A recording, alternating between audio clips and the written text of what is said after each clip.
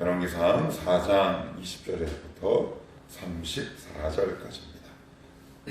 열왕기상 4장 20에서 34절. 우리 한 절씩 거듭가면서 봅시다. 유다와 이스라엘의 인구가 바닷가에 모래같이 많게 되매 먹고 마시며 즐거워하였으며 솔로몬이 그 강에서부터 블레셋 사람의 땅에 이르기까지와 애굽 지경에 미치기까지의 모든 나라를 다스리고 솔로몬이 사는 동안에 그 나라들이 조공을 합쳐 섬겼더라.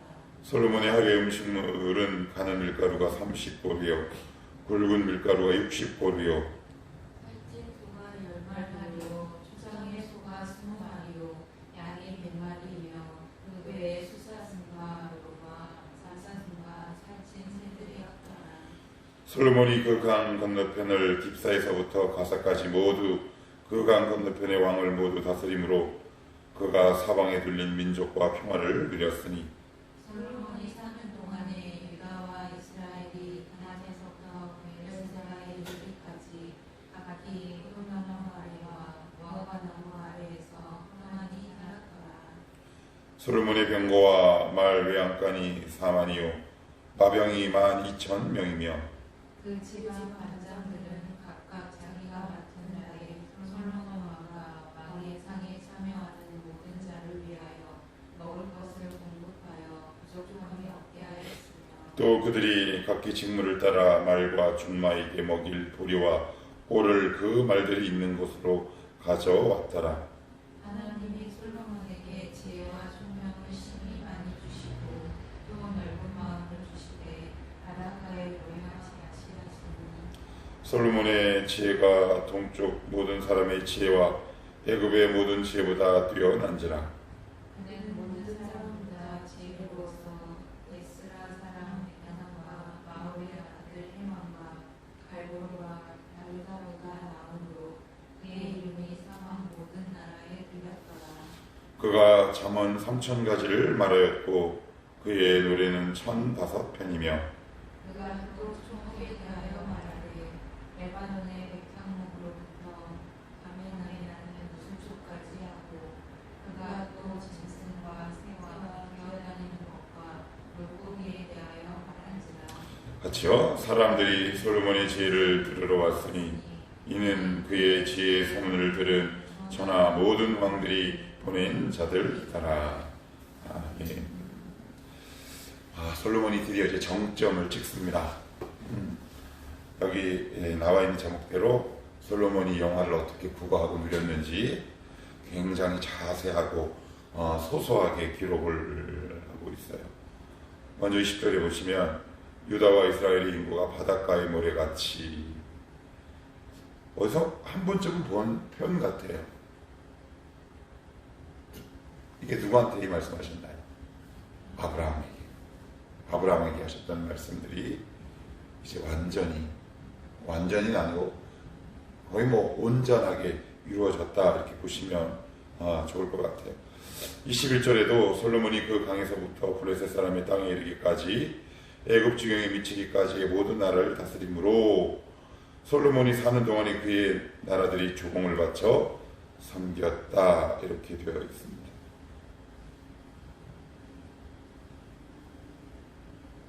지금 이스라엘 접경 지역들, 이스라엘과 국경을 맞대고 있을 뿐만 아니라 약간의 거리감이 있는 나라들조차 누구 때 정복을 한 거냐면 다윗 때. 다윗이 정복을 한 거예요. 다윗이 지금 죽었잖아요. 죽었어. 그럼 반기를 들어야 정상이에요. 역사 드라마를 보더라도 굳이 역사 드라마까지 가지 않는다 하더라도 우리가 간단한 한국사나 간단한 역사를 이렇게 보노라면 위대한 왕 다음에 누군가가 이렇게 왕이 일어났을 때 그 전에 나라와 조약을 맺는다고요. 일종의 불평등 조약 같은 거지. 정복, 피정복 국가이기 때문에 그래요. 그러면 대개의 경우는 이렇게 나옵니다. 나 그때 네 아버지 다윗과 맺은 조약이야. 이건 파기한다. 그래서 그것을 일방적으로 파기하는 경우가 굉장히 많습니다.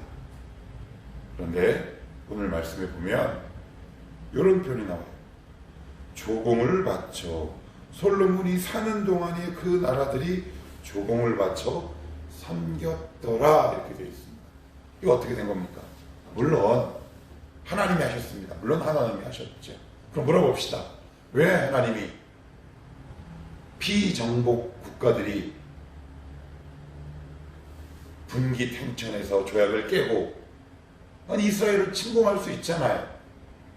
왜 조공을 바쳤을까요? 아니면 조공을 바치지 않을 수 있어요. 전쟁까지는 아니더라도. 그런데 조공을 바쳐 섬겼다라고 얘기를 합니다. 왜 그랬을까요? 솔로몬에게는 사명이 있어요. 무슨 사명이냐면 성전 건축의 사명이 있습니다. 5장이 바로 성전 건축을 준비하게 돼요. 솔로몬이 이 땅에서 한 가장 위대한 것, 성전 건축이죠. 다양하고 여러 가지 일들이 우리 인생 가운데 다가옵니다. 근데 솔로몬은 그가 감당해야 될 몫이 뭐였냐면 성전 건축이었어요. 솔로몬에게 주신 그 하나님의 사명을 가장 중심에 둘 수밖에 없었습니다. 그러니 하나님이 그 나라, 그 외 모든 것들을 책임지셔야 됐어요. 조금 더 구체적으로 얘기하면 이런 거죠. 하나님이 중심이 딱 있으면 우리의 일상 가운데 이런 일들이 이제 벌어집니다. 창조주가 중심에 있기 때문에 모든 피조물들이 자리를 찾아갑니다. 지금 당장 자리를 찾지 않는다 하더라도 자리를 찾아가기 시작해요. 창세기를 잘 읽어보십시오. 온 우주 만물 1월 성신을 누가 명령하셨고 창조하셨는지, 하나님이 질서가 정연하게 하셨고 질서와 그리고 규모와 순서가 있게 하셨어요. 그러니까 이 말은 뭐냐? 우리 인생에 하나님이 중심, 하나님이 주신 사명이 중심을 이렇게 딱 잡고 있으면 나머지 모든 것들이 자리를 잡아가요. 좀 더 구체적으로 한번 볼까요? 25절도 한번, 24절, 25절 같이 한번 봅시다.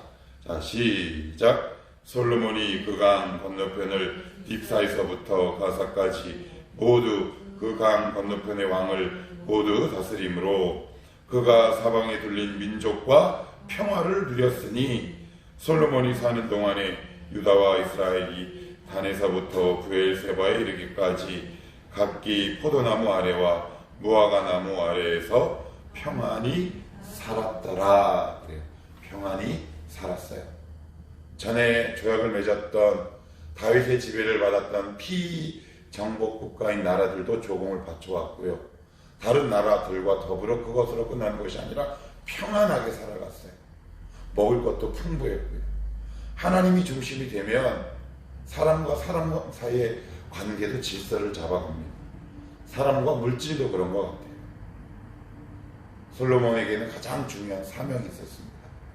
왜? 그 사명을 감당해야 하기에 하나님이 이 모든 것들을 책임지시고 막아주셨어요. 각 개인에게도 아마 사명이 있을 겁니다. 저에게도 사명이 있을 거고요.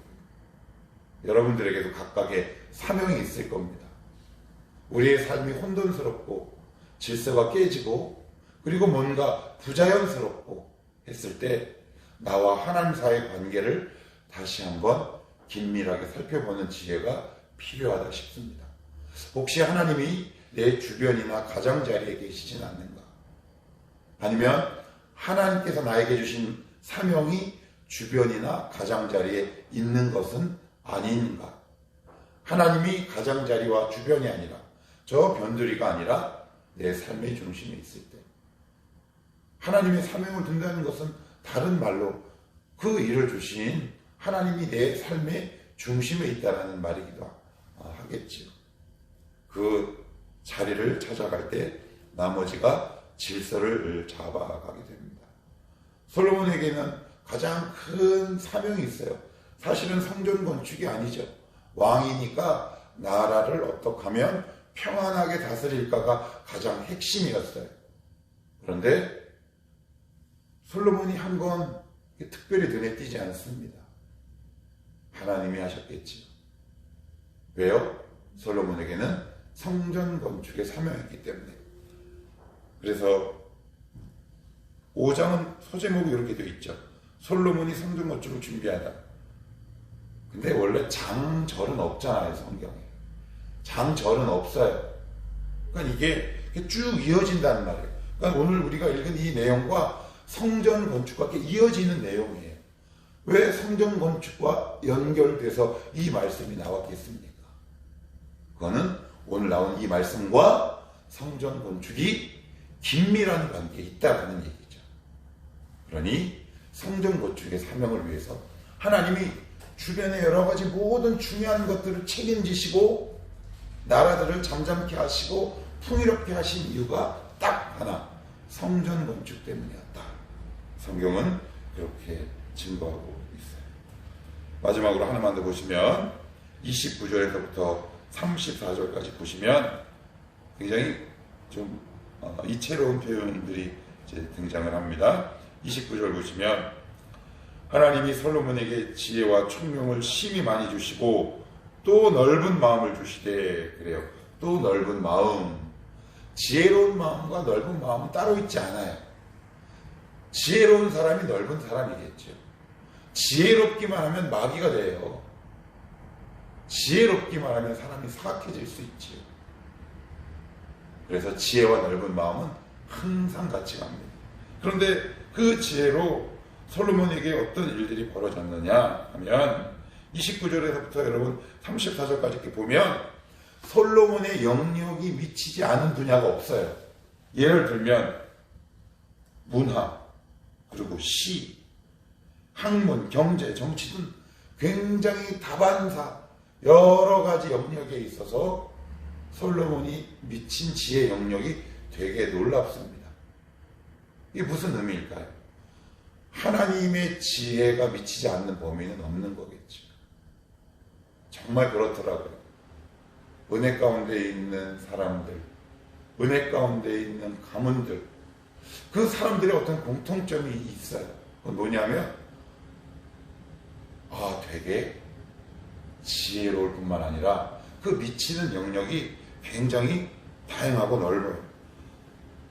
31절에 보시면 이런 표현이 나와요. 그는 모든 사람보다 지혜로워서 에스라 사람 생략할게요. 여기 보면 해만과 갈골과 다보다 나음으로 그의 이름이 사방 모든 나라에 들렸더라. 그리고 무슨 이야기를 하냐면 잠언을 3,000가지 3,000가지 우리가 잠언 지은 건 아는데 우리가 읽은 잠언보다 더 많은 걸 지은 거예요. 훨씬 더 많은. 문학적 소양이 남달랐어요. 그리고 33절에 보시면 초목에 대하여 말하되 레바논의 백향목으로부터 담에 나는 우수초까지 하고, 이게 무슨 얘기예요? 초목에 시를 졌어요. 문학적 소양이 대단했던 사람이에요. 인문학적 소양이 대단했어요. 그래서 그것으로 끝난 게 아니라 34절에 보시면 솔로몬의 지혜를 들으러 왔으니 이는 그의 지혜의 소문을 들은 천하 모든 왕들이 시 배우러 왔겠습니까? 어떻게 하면 잠언을 쓸 수 있나 배우러 왔겠어요? 왕들의 가장 중요한 현안은 뭡니까? 정치 아닙니까? 어떻게 이 나라 국내외 문제들을 풀어가는지. 그러니 하나님이 솔로몬에게 주신 그 지혜의 영역은 어때요? 엄청나게 넓었어요. 다양하고 넓었다. 그 영역이 미치지 않는 분야가 없었어요. 인문학적, 학문, 경제, 거의 모든 분야에 파급력이 생기기 시작합니다. 이걸 보면서 이런 생각이 참 들더라고요. 단순히 우리가 하나님 저 지혜 주시옵소서, 지혜 주십시오 라고 할 때 우리가 생각하는 그 지혜가 얼마나 제한적이고 얇고 좁은가. 하나님이 우리에게 삶의 중심에 들어와 그 지혜가 우리의 삶에 영향을 미치고 능력을 나타낸다면 우리가 굉장히 다양하고 풍성한 삶을 살아낼 수 있겠구나. 좁은 사람도 넓어질 수 있겠구나. 이런 생각이 어제 참 많이 들기도 하더라고요. 우리 하나님이 주시는 지혜가 놀랍구나. 그리고 여러분 여기 잘 보시면 여기 나오는 표현의 유사성이 어디에서 등장하냐면 창세기에 보시면 모든 동물들의 이름을 누가 짓습니까? 아담이 짓습니다. 그런 표현과 유사한 내용들이 굉장히 많이 나와요. 히브리 원어에 보시면. 그러니까 그 정도로 이 당시 솔로몬의 총기는 남다른 거예요. 아주 놀라웠던 거죠. 하나님의 지혜의 정점을 누리고 있었어요. 되게 부럽더라고요. 한편으로는 어제 말씀을 정리하고 집에 이렇게 걸어가면서 나 혹시 하나님과 나 사이에 하나님이 혹시 내 이진성이라는 인격체의 정말 그 중심에 계신가? 이런 생각이 들어요. 다시 한번 내 삶의 자리를 곰곰이 돌아볼 수 있게 되는 것 같아요. 단순히 솔로몬에게 주신 여러 가지 선물 말고요. 솔로몬이 행하는 여러 가지 아름다운 지혜의 결과들을 볼 때, 하나님이 우리의 삶의 중심에 자리 잡고 있을 때 모든 것들이 질서를 잡아가게 되는구나. 다시 한번 알게 됩니다. 오늘도 이 말씀을 따라 하나님이 우리의 주변과 가장자리가 아니라 하나님이 우리에게 주신 사명이 주변과 가장자리가 아니라 우리 가장 내밀하고 은밀한 우리 인격의 중심에 자리 잡을 수 있기를 주님의 이름으로 축복합니다. 기도합시다.